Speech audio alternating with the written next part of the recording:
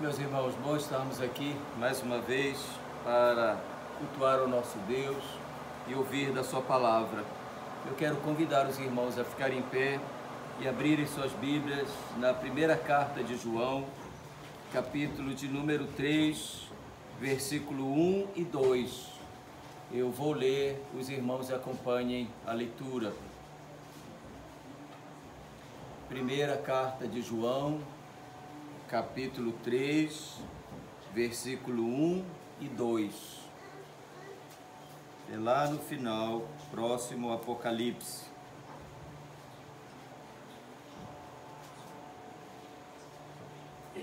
Vede que grande amor nos tem concedido o Pai, a ponto de sermos chamados filhos de Deus.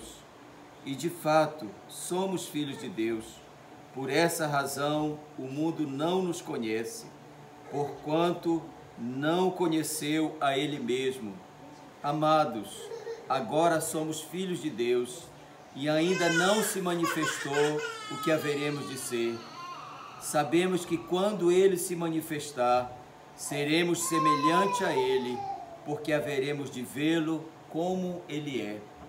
Vamos orar mais uma vez. Senhor nosso Deus, nós te agradecemos pelo dia que o Senhor bondosamente nos dá. Bendizemos a Ti pela sua misericórdia que se renova sobre nós, a sua misericórdia que se renova sobre toda a Tua criação. O Senhor reina soberanamente sobre tudo e sobre todas as coisas, sobre as coisas visíveis e invisíveis. É o Senhor quem governa, e é o Senhor que executa os teus planos conforme o teu querer, de modo que nada foge ao teu controle, nada está fora do teu domínio. E nós sabemos que para nós todas as coisas cooperam para o bem daqueles que amam o Senhor. Queremos agradecer ao Senhor por mais uma vez podermos nos reunir para te cultuar, para mais uma vez ouvir da tua palavra. Suplicamos que o Senhor seja gracioso para conosco. Perdoe os nossos pecados, tudo aquilo que fizemos, pensamos, falamos, que ofendeu ao Senhor, que foi contra a Tua santa e perfeita vontade. Pedimos que o Senhor nos perdoe em Cristo Jesus, mas também suplicamos que o Senhor abençoe a Sua palavra, que por meio dela o Teu Espírito Santo possa falar ao nosso coração, nos instruir e trazer a nós o conhecimento que nós precisamos para cada dia viver para o louvor e glória do Teu santo nome. Assim te pedimos, oramos, em nome de Jesus. Amém. Poder sentar, meus irmãos.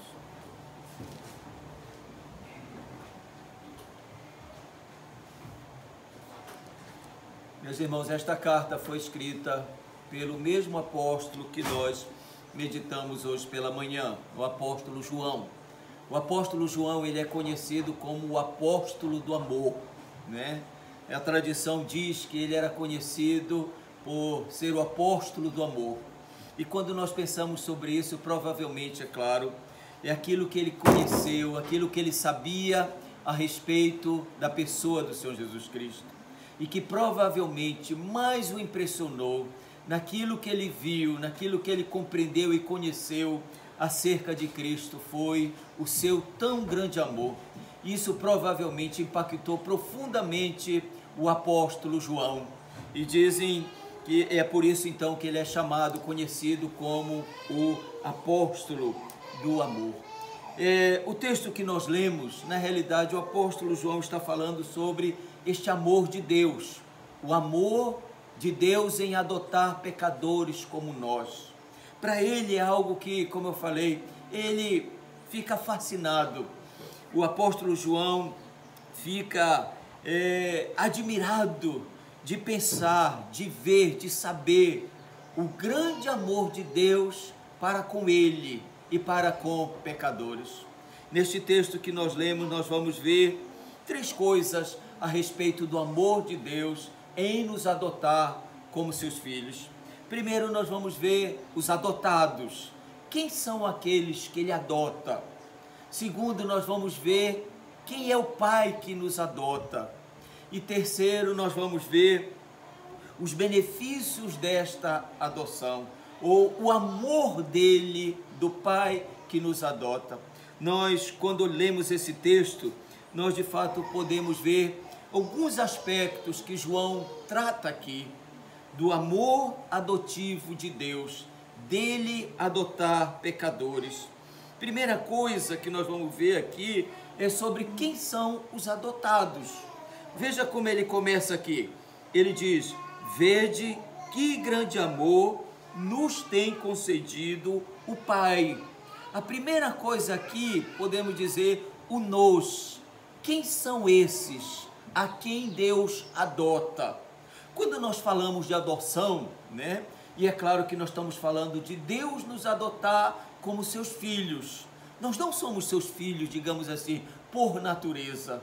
É aqueles a quem crê nele, ele os recebe como seus filhos. Mas nós precisamos entender um pouco acerca desse amor adotivo do Senhor Deus.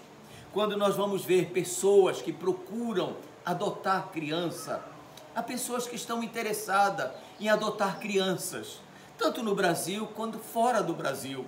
Mas no geral, alguns aspectos que pesa quando eles vão adotar uma criança.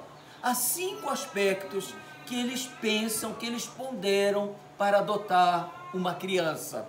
A primeira coisa que eles pensam quando vão adotar uma criança é se esta criança ela é saudável, se ela tem uma saúde boa, ou em outras palavras, se ela tem bons genes.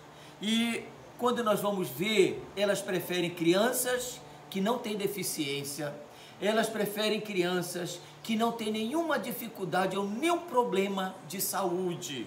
É por isso que algumas crianças que têm síndrome de Down, outras crianças que têm deficiências, elas dificilmente são adotadas. Mas a outra coisa que pesa quando alguém vai adotar uma criança é a educação. Que educação elas tiveram? Qual é, digamos assim, o currículo delas sobre comportamento, sobre aquilo que elas aprenderam, aquilo que elas trazem? A terceira coisa que pesa para adotar uma criança é o ambiente. De onde é que elas vieram? Que influência esse ambiente teve na vida delas? A quarta coisa que eles pensam sempre quando vão adotar uma criança são os seus antecedentes, no sentido, quais são o comportamento deles, se eles já têm antecedentes de serem rebeldes, de serem submissos, de não respeitar a autoridade. Então há esses 5 pontos que normalmente eles pensam. Há mais um, é quanto à perspectiva do futuro deles, né? Os especialistas que estão acostumados com a adoção, eles juntam esses 4 pontos, então eles dizem, olha, a perspectiva de futuro desta criança vai ser esta. Então eles contam esses 5 pontos para adotar: saúde, educação, meio ambiente, os antecedentes dessas crianças e a perspectiva delas de futuro. Quando nós olhamos para nós, e aqui vendo o amor de Deus em nos adotar, quando nós olhamos cada aspecto desse, é quando vai sobressair algo que João está falando aqui. João começa dizendo, vede que grande amor nos tem concedido o Pai. A ideia aqui de vede, a ideia de pensar, é algo que, digamos assim, João diz assim, vede no sentido de algo tão admirável. Pense em algo tão admirável, de Deus outorgar o seu amor para pessoas como nós, as quais Ele vem adotar. É algo que desperta, digamos assim, o interesse, é algo que desperta o pensamento de João, e algo que também ele está dizendo aqui para aqueles que foram adotados. Pensem, meditem sobre esse tão grande amor de Deus em outorgar o seu amor, em conceder o seu amor para pessoas como nós. Quando nós olhamos nesses aspectos, digamos assim, que são usados para alguém adotar uma criança, nós precisamos então trazer para nós. Primeiro, com relação à nossa saúde. Ora, se essa é uma das exigências para alguém adotar. Imagine, e nós nascemos saudáveis, nós somos saudáveis, nós somos aqueles que Deus poderia olhar para dizer, eles têm os melhores genes, eles são de uma maneira saudáveis. Não é verdade isso. Davi vai dizer que nós fomos concebidos em pecado, que em pecado concebeu a nossa mãe. Paulo, quando fala aos Efésios, ele vai descrever a nossa condição, quem nós somos, qual é a nossa natureza. Ele vai mostrar a consequência da queda. Nós temos uma natureza que é inimiga do Senhor Deus. Nós temos uma natureza, já herdamos, já trazemos os genes do pecado. Nenhum de nós somos saudáveis, nem no caráter e nem na prática. Todos nós já nascemos, digamos assim, defeituosos, deformados, porque trazemos em nós os genes do pecado. Quando Paulo fala, ele diz que nós temos uma natureza que é inclinada para fazer aquilo que não agrada ao Senhor Deus. Mas vamos pensar também no ambiente. Qual é o ambiente que nós convivemos? Um ambiente perfeito? Não, nós não estamos no ambiente perfeito. Nós vivemos num ambiente que convivemos com quem? Com outros pecadores, que também têm os mesmos genes do pecado e que também estão no mesmo ambiente que o nosso. Que ambiente? Poluído pelo pecado. Um ambiente que não é perfeito, que não é saudável. Vamos pensar em termos de educação. Que educação nós temos? Alguém pode pensar, aqueles que vão adotar, qual é a educação deles? Isso para eles conta, porque isso pode pensar na questão do comportamento, de bons costumes. Eles foram bem educados, eles têm, na realidade, um bom comportamento, eles têm um bom costume. E nós? Qual é a nossa educação? Olha para a nossa natureza. Ninguém nos ensina sobre o pecado. Nós já nascemos com uma inclinação para o pecado. Ninguém ensina os nossos filhos a serem egoístas. Ninguém ensina eles a serem soberbos. Ninguém ensina eles a mentir, a falar em verdade. Mas eles já trazem isto. Uma avaliação que podemos dizer em relação à educação é que nós não temos um comportamento que poderia ser adequado para sermos adotados. Mas pense também na questão sobre os nossos antecedentes. Os pais, quando vão adotar, eles pesam isso. Quais são os antecedentes? Nos orfanatos ou nos lugares onde as crianças vão ser adotadas, normalmente um histórico. E quando os pais vão adotar, eles perguntam qual é o histórico de antecedente desta criança. Esta criança tem antecedente de rebeldia, de submissão, ela não aceita ordens. Imagine o nosso histórico de antecedente. Nós não temos uma submissão a Deus. Nós não somos obedientes a Ele por natureza. Os nossos antecedentes pesam contra nós, pesam para qualquer manifestação de adoção, pesam contra nós rebelião contra Deus, pesa contra nós uma indisposição contra Deus, pesa contra nós uma atitude de oposição à sua vontade, ao seu querer.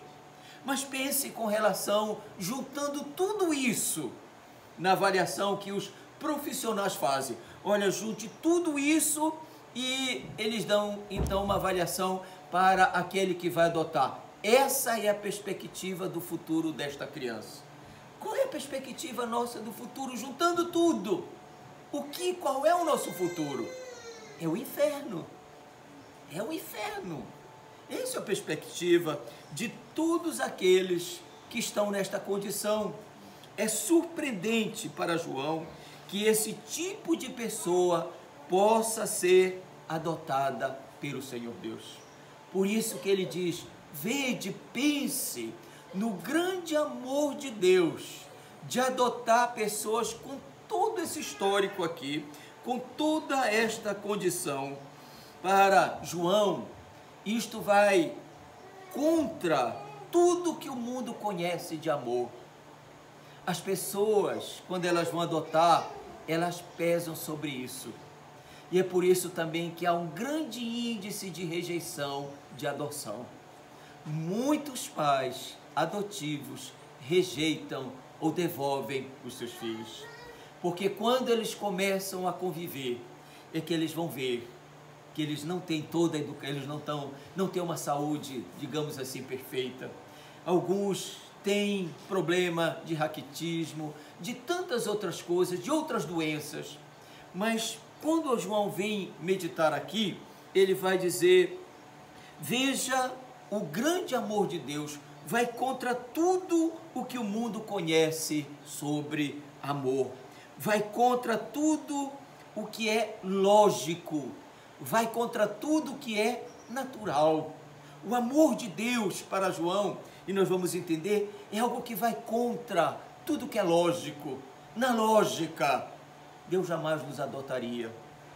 De uma perspectiva natural, de um amor natural, humano, este também, jamais Deus nos adotaria. João, quando vê isso, ele vai ver os nossos genes, nossa saúde, nosso ambiente, nossa educação, nossos antecedentes, nossa perspectiva para o futuro, tudo pesava contra nós. Veja na educação, se a gente olhar só na educação, nós iríamos ser reprovados em tudo de bom, mas nós iríamos tirar 10 em tudo que é de ruim.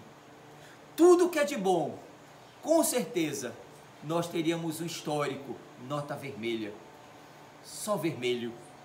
Nós não fazemos aquilo que é bom, mas por natureza, se for fazer uma avaliação, nosso boletim, digamos assim, naquilo que é ruim, só iria sair nota azul, só 10. Essa é a nossa condição. Porém, com tudo isso, Deus nos adota. Apesar de todo esse histórico, João vem dizer: vede que grande amor nos tem concedido o Pai. E é isso que surpreende a João. É isso que, de fato, João fica impressionado, fascinado, porque mesmo sendo nós, nessa descrição aqui, ou estando nós nesta condição, Deus nos ama, Deus nos adota como seu filho. Ele diz: vede. E aqui a ideia é para pensar. Para João era algo que ele pensava e ficava tão admirado sobre o amor de Deus para com ele, de ter Deus enviado o seu Filho Jesus para vir a este mundo, para assumir uma natureza humana e para dar a sua vida para salvar e adotar um pecador como João e um pecador como eu e você. Para João, ele fica fascinado. Vede, imagine, pense no grande amor de Deus em nos adotar como seus filhos, em mostrar e outorgar o seu amor a nós, mesmo nós sendo tudo isso. É como se Deus dissesse: você tem tudo contra, mas eu resolvi lhe amar, e eu resolvi lhe adotar como filho. Isso é fascinante. Pense primeiro em nós, nos adotados. Agora pense no Pai que adota. Pense: quem é este Pai que nos adota? Quem é este Deus que nos adota como seus filhos? Não sei se vocês já foram em orfanato ou em lugares onde tem crianças para serem adotadas. Normalmente, quando um pai vai adotar, não sei se normalmente essa prática, mas geralmente em alguns filmes eles retratam isso, né? Os pais vão lá no orfanato, aquele pai que quer adotar, então as crianças ficam todas ali enfileiradas, digamos assim. E todas elas, é uma cena muito triste, né? Triste porque todas elas querem fazer o melhor delas, querem ter a melhor aparência e querem se apresentar do melhor modo para que aquela pessoa venha adotar. É triste, porque algumas crianças sabem que elas não vão ser adotadas, porque elas já foram rejeitadas. Muitas delas sabem, eu não vou mais ser adotada. E outras sabem que elas não vão ser mais adotadas, porque elas têm deficiência física. Elas têm uma deficiência e elas já sabem. Mas quando os pais vão para adotar, o que essas crianças têm na mente, digamos assim? O que elas pensam? Elas devem pensar, será esse o meu pai? É esse que vai ser o meu pai? Mas pense numa criança com todo o histórico que vai ser adotada, o que ela gostaria, o que ela pensa sobre o pai que ela teria para ser o seu pai adotivo. Como ela gostaria de ter um pai? Provavelmente ela pensaria, eu quero ter um pai amoroso, que o pai que venha me adotar seja amoroso, que ele me ame. Eu quero um pai que venha ser perdoador, que venha me perdoar, porque talvez muitas destas crianças já haviam sido rejeitadas. E elas pensam o seguinte, eu quero um pai que não me rejeite, que eu não venha ter uma experiência frustrante de me adotar e depois ele venha me rejeitar. Mas que este pai seja gentil, amável, bondoso, gracioso. É sempre isso que elas têm em mente. Porque sempre o que todos nós temos em mente é o amor de um pai que é Deus, o pai perfeito. E aí, essas crianças sempre têm essa perspectiva. Mas pense no pai que nos adota. Pense quem é o Deus que nos adota. Pense no seu amor, no seu cuidado. Há uma história de uma mulher americana que seu marido foi para a guerra do Vietnã. E ele veio a morrer na guerra do Vietnã. E ela estava reunida com os amigos, quando alguém chegou na sua casa para dar a notícia que o seu marido havia morrido. Essa mulher deixou os seus amigos e foi para o seu quarto. E aí ela passou tempo, os seus amigos ficaram preocupados. E aí então eles foram atrás dela. E aquela pessoa que foi atrás dela ficou ali parado quando ouviu ela dizer o seguinte: pai, pai, ó pai, ó pai. Esse era o braço do seu pai que ela conhecia, um Deus amoroso. Mas ela não conhecia agora por causa da tragédia. Ela já conhecia os braços confortantes do seu pai durante os pequenos problemas da vida em que ela enfrentou e que ela sempre buscou neste seu pai, um pai amoroso, o consolo, o conforto para a sua alma. O pai que nos adota é um pai amoroso, é um pai que não olha para nós consoante as nossas iniquidades. Isto é fascinante. As crianças, muitas vezes, elas são rejeitadas por causa dos seus maus comportamentos. E é como se os pais fossem pegos de surpresa. Eu não esperava isso. Saiba que Deus não é pego de surpresa. Ele já sabe quem eu sou e quem você é. Ele já sabe que nós nunca vamos surpreendê-lo. Mas Ele nunca vai nos rejeitar, porque nós falhamos, pecamos. Pense em alguns fatos, digamos assim. Pense na história de Pedro. Pense. Pedro era o discípulo que estava sempre ali. Mas vocês sabem que no dia da crucificação, do julgamento do Senhor Jesus Cristo, Pedro falhou com o Senhor Jesus. Pedro era sempre aquele homem impetuoso, né? Aquele homem decisivo. E o Senhor Jesus, quando falou sobre a sua morte, ele disse: olha, eu não sei quanto a esses aqui, mas quanto a mim, eu nunca vou te negar. Eu vou estar com o Senhor, venha o que vier. Mas logo depois nós vamos ver um Pedro falhando, negando. Alguns vêm para ele e dizem assim: este é deles, eu conheço, ele estava com ele. E ele diz: não, eu não estava. E aí vem outra e diz, ele é sim um deles, ele fala igual a eles. Ele diz, mulher, eu nunca vi, eu não conheço esse homem. Que situação, que situação. Imagine isso para Pedro, imagine isso para você e para mim. Imagine se as minhas falhas, os meus pecados, Deus dissesse, eu não quero mais, eu vou adotar outro. Você está fora, você é imperfeito, você tem falhas.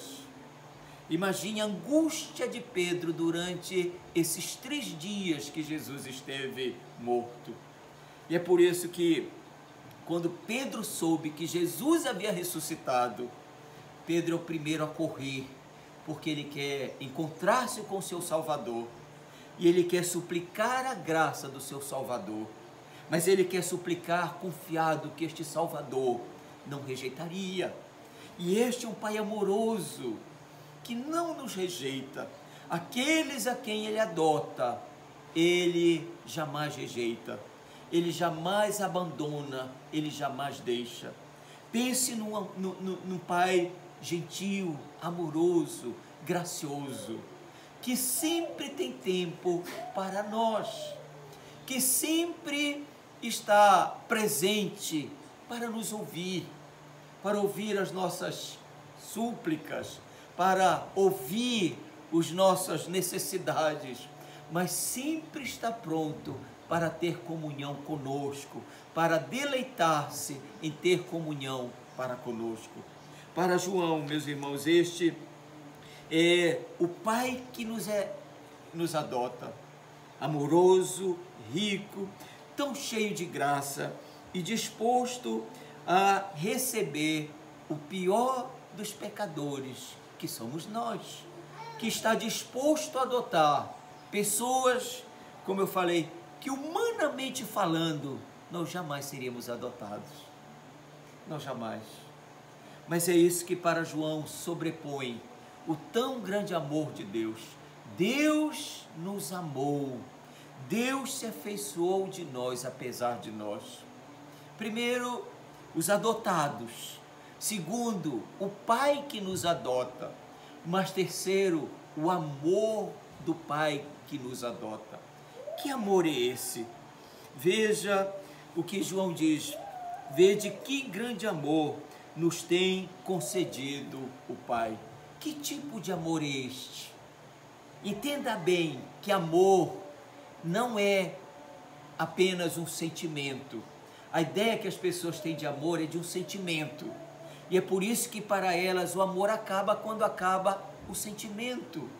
Amor envolve sentimento, mas amor é uma decisão. Deus decidiu nos amar. Ele quis nos amar. E é algo que para João e para nós é fascinante, porque ele decidiu amar a quem? Ou quem? Quem são as pessoas? Que amor é esse? Veja, primeiro a iniciativa do amor. É Deus que tem iniciativa de nos adotar. É Ele que nos adota. É Ele que vem a nós. O amor de Deus é o amor que busca, que vai atrás. A história da salvação, entenda bem, é a história de um Deus que vai atrás, que ama, que busca e que alcança. E Ele alcança e Ele redime. Não é a história de um amor, digamos assim, inativo, mas é um Deus que busca. Toda a história, quando nós vamos ver ali, quando o Senhor Jesus conta algumas parábolas, né? Ele conta a parábola da dracma perdida, ele conta a parábola da ovelha perdida, mas depois ele vem contar a parábola de quê? Do filho pródigo. É o Deus que ama. Ele não está interessado, ele não busca, é só para ilustrar a persistência de Deus. É uma mulher que perde a dracma, e ela então vai, busca até que ela acha. Quando ela acha, ela faz o quê? Uma festa. É o homem que perdeu a sua ovelha, e ele vai atrás, até que ele encontra a sua ovelha. Mas depois ele vai falar, não de dracma, não de animais, não de coisas. A quem Deus está interessado é no pecador. é naquele que Ele ama, é no Filho pródigo que abandona e vai e gasta tudo, se rebela contra o seu Pai, mas é um Deus que está sempre à espera e buscando a este Filho. Deus, a iniciativa sempre será dele, e foi Ele que veio a nós, não fomos nós que fomos a Ele. Deus prova o seu amor para conosco por ter Deus nos amado, né? E dado o seu Filho por nós. Não fomos nós que estávamos à procura de Deus, não fomos nós que estávamos buscando, mas foi Ele. Mas pense na imutabilidade do seu amor. Esse é um Pai cujo amor nunca vai mudar. Ele nos amou na eternidade. O seu amor nunca vai sofrer alteração. O amor sofre alteração para nós, que somos falhos. Pais adotivos podem amar hoje e amanhã rejeitar, mas Deus vai amar sempre. O seu amor nunca irá mudar, nunca irá alterar. De eternidade a eternidade, o amor dele para conosco será o mesmo. É por isso que Paulo, quando escreve aos Romanos, ele diz sobre o amor de Deus que está em Cristo Jesus. O que vai nos separar do amor dele? Aqueles a quem ele adotou, o que poderá separar? O que poderá fazer com que ele venha deixar de nos amar? Nada. Paulo levanta todas as possibilidades. Nada nos separará do amor de Deus que está em Cristo Jesus. Nem fome, nem nudez, nem coisas do presente, nem do porvir, nem poderes, nem altura. Nada vai nos separar do seu amor. O seu amor é eterno e o seu amor, ele é imutável. Ele não nos amou porque nós éramos bons, é apesar de nós. Ele não nos amou porque nós tínhamos um bom comportamento. É como as crianças que se apresentam ali e ficam sempre com uma boa aparência, um bom comportamento para serem adotadas. Ele sabia quem nós éramos. Ele conhece a nossa natureza. Ele conhece os genes que estão na nossa natureza. Os genes não são saudáveis. Os genes nossos não é os genes do pecado. Não vai produzir nada de bom. Sempre vai produzir aquilo que está numa natureza decaída. O amor dele é um amor que jamais perecerá. O amor dele jamais sofrerá mudança, jamais sofrerá alteração. Mas veja o que João vai dizer acerca da finalidade desse amor. Versículo 2, ele diz: amados, agora somos filhos de Deus. Olha aqui, amados, agora somos filhos de Deus. Como é que nós nos tornamos filhos de Deus? Como é que nós somos adotados e nos tornamos filhos de Deus? O próprio João vai escrever lá no Evangelho, diz que Jesus veio para os seus, mas os seus não os receberam. Mas a todos quantos receberam, deu-lhes o quê? O poder de serem feitos filhos de Deus. São os que recebem a Cristo pela fé. É uma convicção no coração dada por Deus.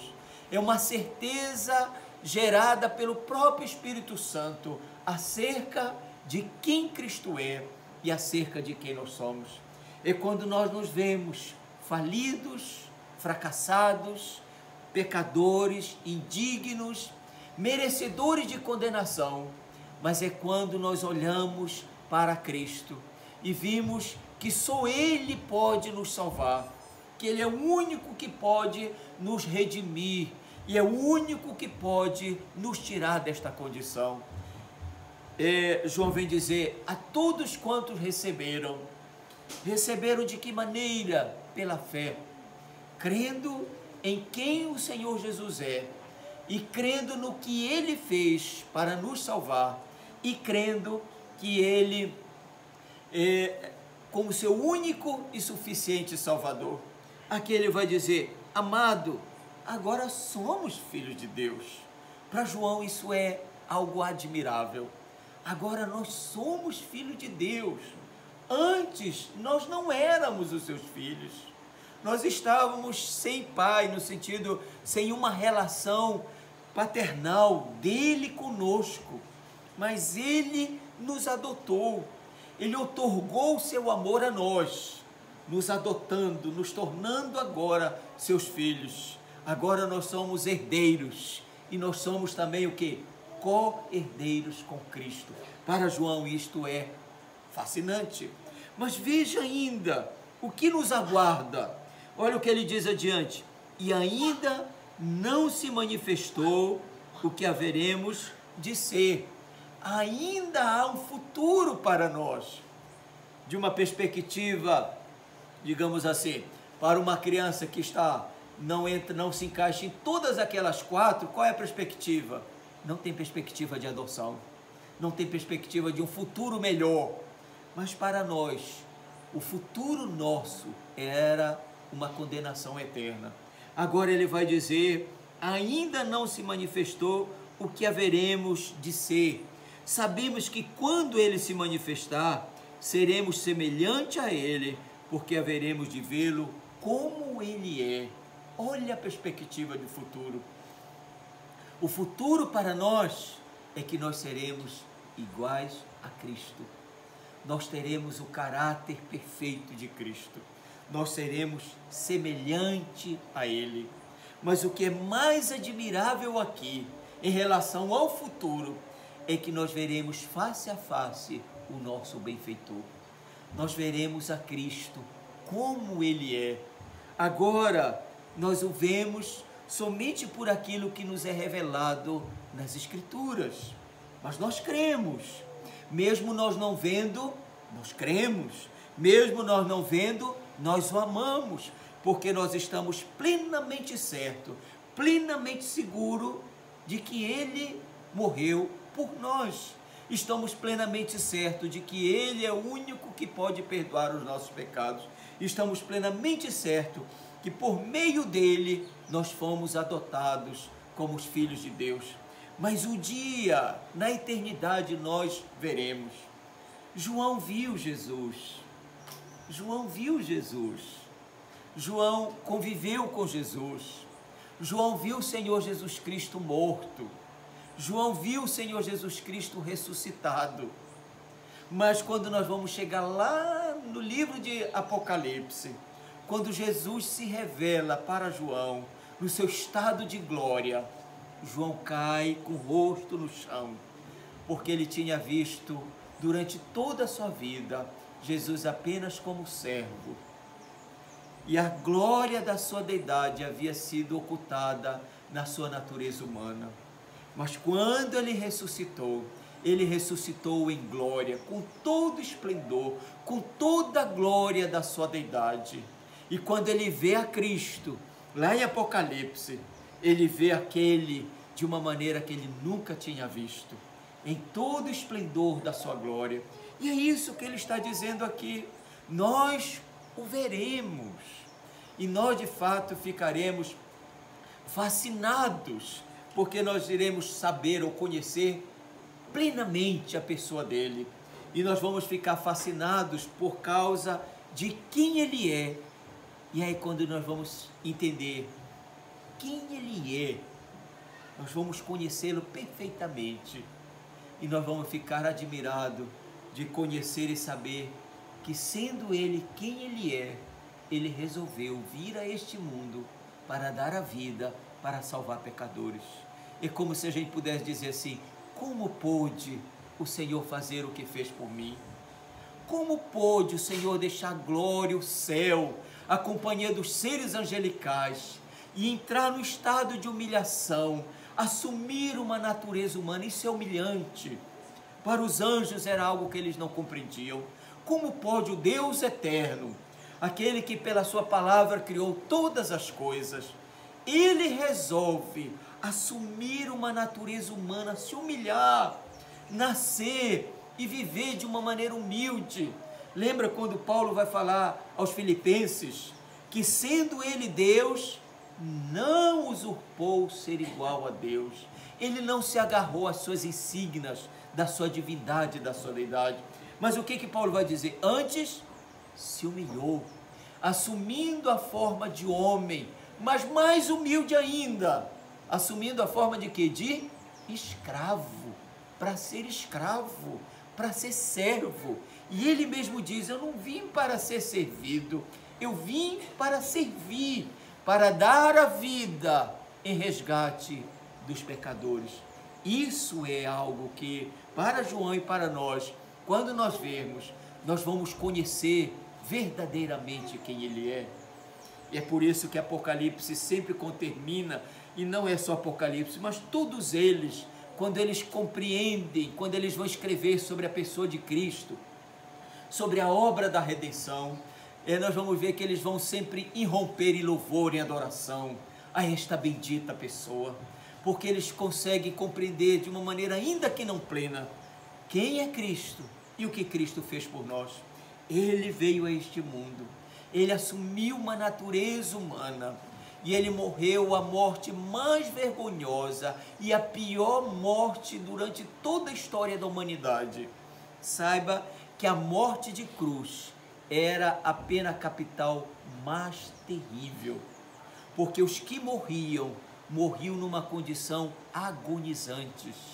Na realidade, eles morriam por asfixia, porque eles não conseguiam ficar muito tempo no estado, as suas pernas não aguentavam e, portanto, elas tinham que cair e eles morriam por asfixia, numa morte mais agoniante.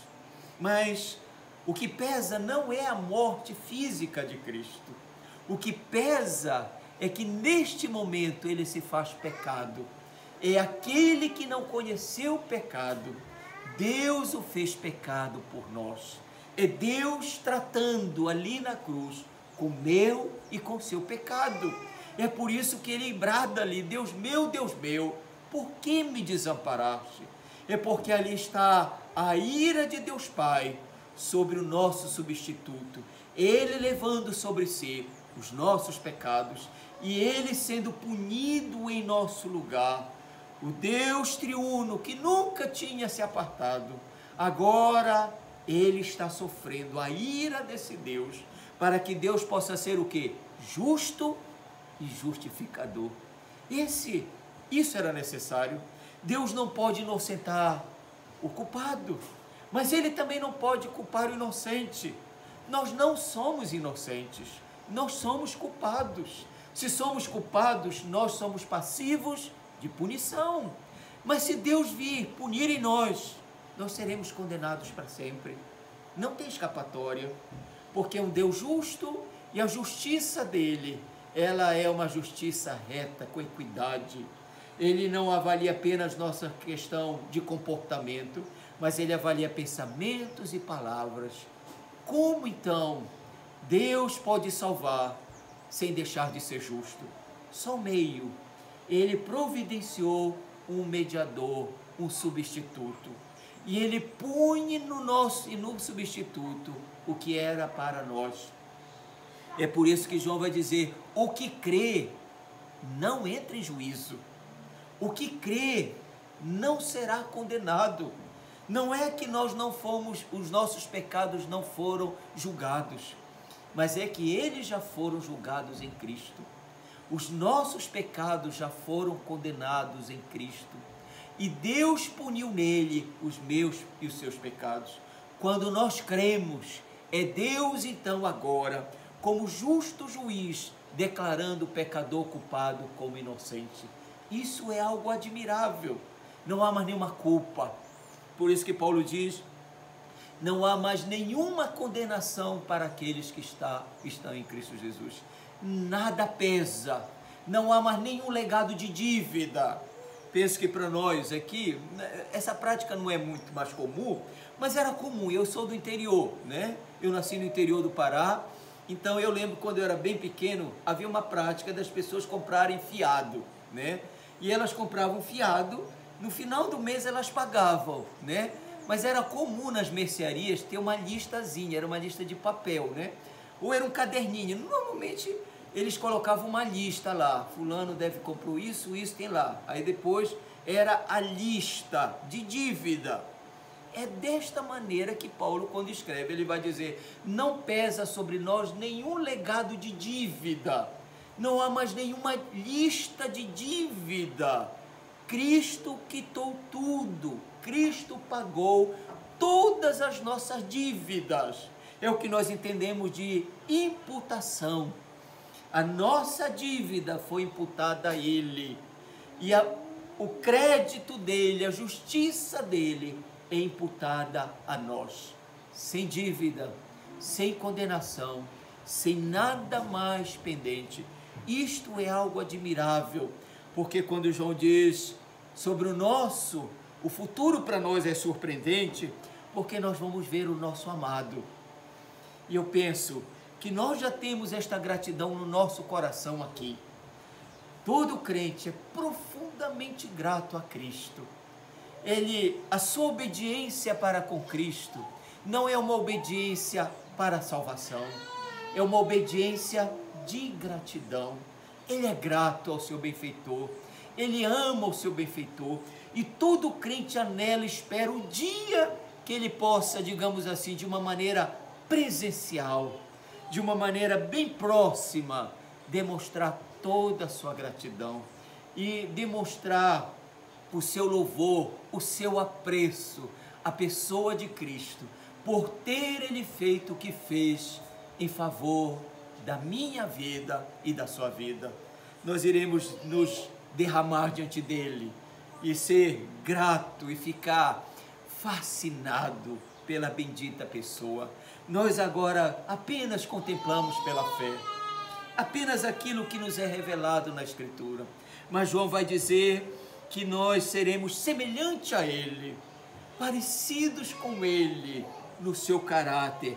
Mas ele vai dizer, porque ainda nós havemos de vê-lo como Ele é.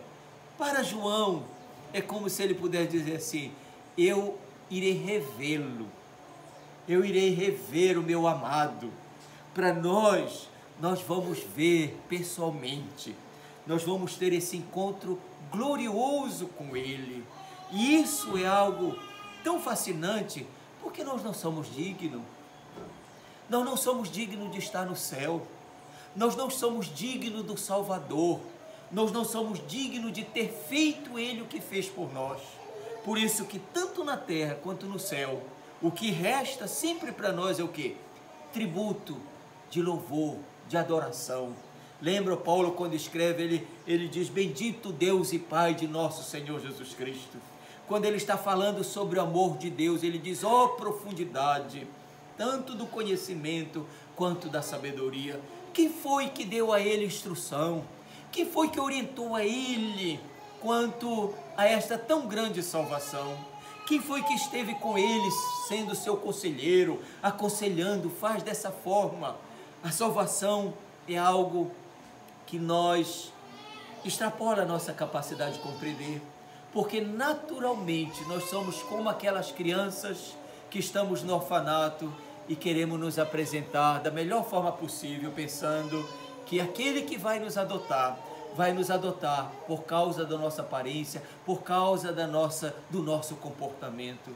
É apesar de nós, sem comportamento, sem nada que pudesse vindicar algo que pudesse atrair o seu amor, mas é a sua tão grande compaixão e misericórdia.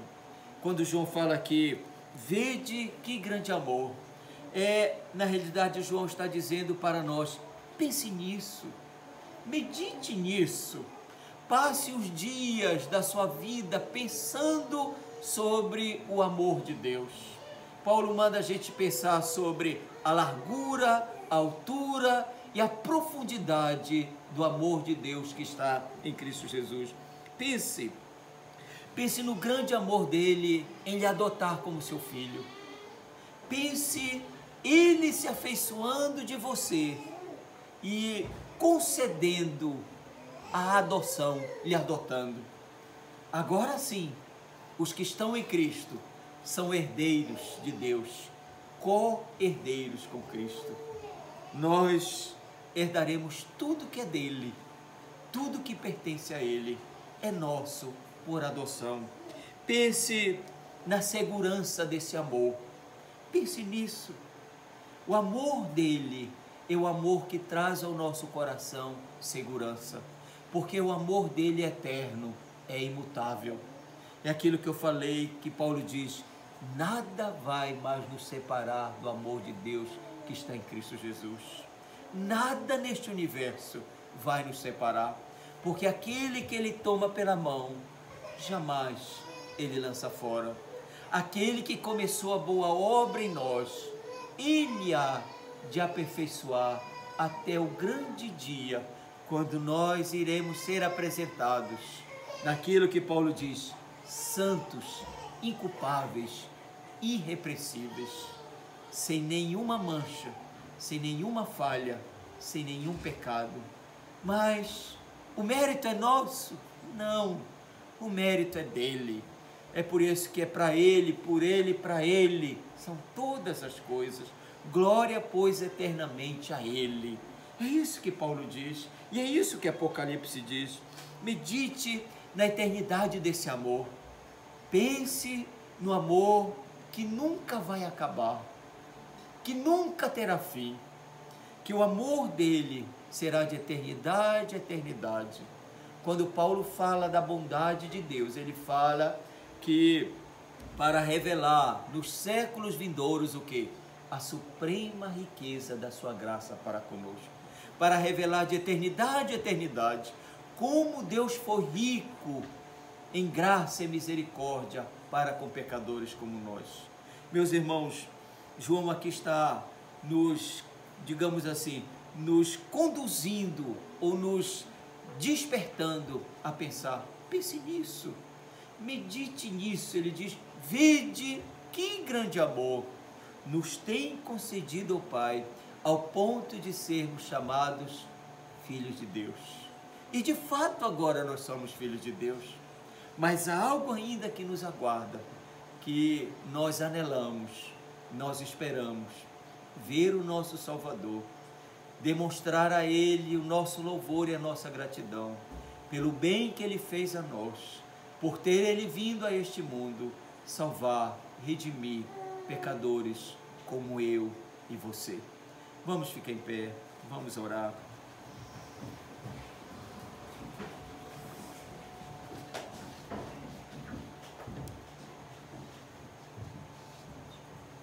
Senhor nosso Deus, nós reconhecemos que somos indignos do Teu amor. Nós reconhecemos que somos merecedores da Tua condenação do inferno, porque nós já trazemos na nossa natureza uma natureza decaída, pecaminosa, que se rebela, que se opõe à Tua pessoa, que se rebela e se opõe à Tua verdade, aos Teus mandamentos, aos Teus preceitos. Nós vivemos num ambiente onde nós somos num ambiente poluído pelo pecado. Nós vivemos numa disposição de oposição à Tua pessoa. Mas quando olhamos para o Teu grande amor, é algo que está fora da nossa capacidade natural de compreender, extrapola, porque é algo que vem do céu até nós, um Deus bondoso, amoroso, que perdoa os nossos pecados, que não nos trata consoante as nossas iniquidades, mas consoante a sua muita misericórdia. Louvamos a Ti, Senhor Deus, pelo Salvador perfeito que o Senhor nos deu, pela obra perfeita que Ele realizou ali na cruz do Calvário, pelo Seu sacrifício único, perfeito, para redimir-nos, para salvar-nos, para perdoar as nossas dívidas, quitar todo nosso débito e nos dar a certeza que nenhuma condenação há mais para aqueles que estão em Cristo Jesus. Ó Senhor, nos dê sempre um coração grato, sempre um coração cheio de louvor, de gratidão, de adoração ao Senhor, por ter o Senhor nos amado do modo como nos amou. O Teu amor eterno, imutável, perfeito, que nos traz segurança, que nos dá a certeza de que nada há de nos separar de Ti, de que nada há de nos separar do Teu amor. Concede-nos, ó Deus, uma obediência de gratidão por gratidão ao Senhor. Que o Senhor conduza nossas vidas para que venhamos viver para o louvor da Tua glória. E que a cada dia o Senhor aqueça o nosso coração naquilo que é a nossa esperança, de um dia ver a Cristo na glória, no céu, pessoalmente, e demonstrar a nossa gratidão, o nosso louvor, a nossa adoração, por ter Ele vindo a este mundo, sendo Ele quem é, o Deus eterno, e assumir uma natureza humana para morrer por pecadores como nós. Ó Senhor, nós anelamos este dia, nós esperamos este dia de ser parecidos, semelhantes a Cristo, mas de vê-lo como de fato Ele é. Nos abençoa, nos encoraja, Senhor Deus, a continuar vivendo neste mundo para o louvor da Tua glória. Sê conosco, nos abençoa, nos livra do mal e nos ajuda, nos dando graça, nos fortalecendo para viver para o louvor da Tua glória. É o que nós te pedimos, oramos, em nome do Teu Filho amado, Senhor Jesus Cristo. Amém. Poder se assentar, Deus abençoe a todos.